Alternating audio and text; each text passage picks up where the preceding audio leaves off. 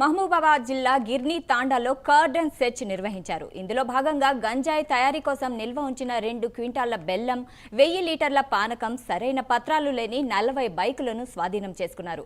అలాగే అనుమానితులను అదుపులోకి తీసుకుని పోలీసులు విచారిస్తున్నారు. చూస్తే ఇక్కడ 80 ఫీట్ మెయిన్ రోడ్ ఉంటుంది. జస్ట్ 5-10 అడుగులు పోగానే మొత్తం దారుణంగా ఉంది. ఈగలు, దోమలు, మొత్తం బురద. అక్కడ చూస్తే మీరు ఎట్లా ఉంటున్నారో అసలు నాకైతే పరిశాన్ అనిపించింది. ఒక 10 నిమిషాలు కూడా ఉండలేని పరిస్థితి. వెంటనే మాస్క్ పట్టుకున్నాం. అంటే మేమే అంత ఇబ్బంది పడుతున్నాం అంటే చిన్న పిల్లలు ఉన్నారు. అట్లా చూసినట్లయితే నెల పిల్లవాడు ఉన్నాడు, 5 నెలల పిల్లవాడు, సంవత్సరం పిల్లవాడు, చాలా మంది ఉన్నారు. మరి మీరు ఎట్లా ఉంటారో అర్థమైతే లేదు. ఆ వచ్చేది మాట 1,00,000 రూపాయలు పెట్టేది బయటికి రాదు. కాబట్టి మీరే ప్రత్యక్షంగా చూస్తున్నారు. చాలా దారుణంగా ఉంది. అక్కడ కుటుంబ తయారు చేసేటువంటి కొన్ని మన పొయ్యిలు కనపడ్డాయి.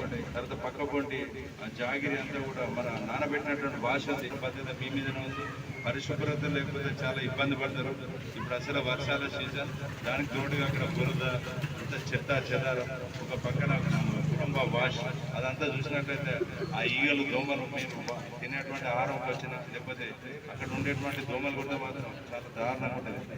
అక్కడ మలేరియా, డెంగ్యూ, టైఫాయిడ్, రకరకాల వ్యాధులు రావడానికి ఆస్కారం ఉంది. కాబట్టి ఇప్పటికైనా మీరు తొందరగా బయటపడండి, దాన్ని కంట్రోల్ చేసుకుంటే మీరు మా జిల్లా ఎస్పీ గారు గౌరవ సుధీర్ రామనాయక ఐపీఎస్ ఆదేశం మేరకు ప్రతి గ్రామంలో కూడా ప్రతిరోజు చేస్తాం.